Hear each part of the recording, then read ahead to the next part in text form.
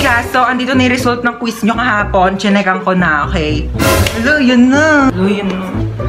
O, ba't yung itsura mo? Ha? Kinakabahan kasi ako sa scores ko, baka mababa eh. Hindi yan, ano ka ba? Mataas yan for sure. Di makulangan, di masobrahan, mangubat,